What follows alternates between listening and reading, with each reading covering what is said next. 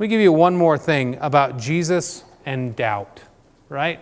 How did Jesus respond to doubters? People who are really struggling with, the Nicodemus guy was like, I just don't understand what you're saying. How can I be born again? And what does this all mean? And people like Peter and Thomas who believed but also had just massive, epic failures of doubt, right? You find this phrase that Jesus says a lot of times.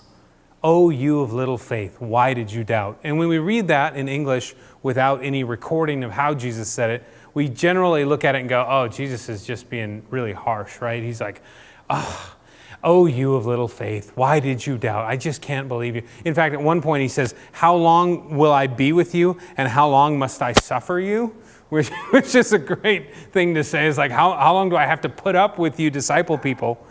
But the more I read what Jesus is actually saying in the context around it, like Peter is out on the water, right? He's walking on the water. He's the only person besides Jesus that we know of that walked on water. And he gets scared because he realizes at some point that he's walking on water, and that freaks him out. And he begins to doubt, and then he begins to sink, and Jesus pulls him back up, and he says, "You of little faith, why did you doubt?" And it's not this indictment of him, right? It's more like a coach's, smack on the back. It's like, oh man, why did you doubt? You totally had it. You were walking on water. It was awesome. And then you doubted. What are you doing, man? Do better next time.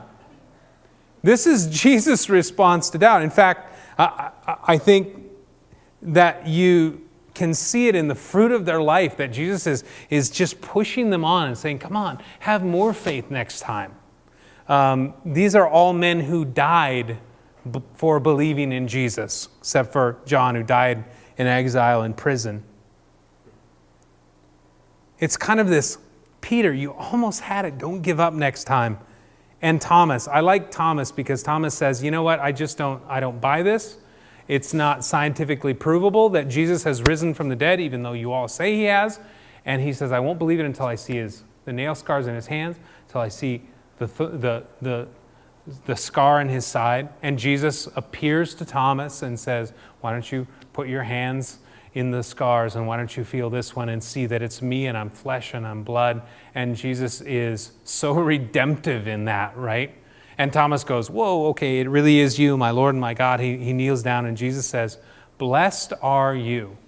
And the rest of the phrase is, blessed are you because you have seen and believe, but even more blessed are those who have not seen and yet believe. And we like that last part. We say, yeah, even more blessed because we've never seen Jesus and we believe, and we're even more blessed than Thomas. But Thomas is still blessed. Even all of us doubters get in on that blessing too.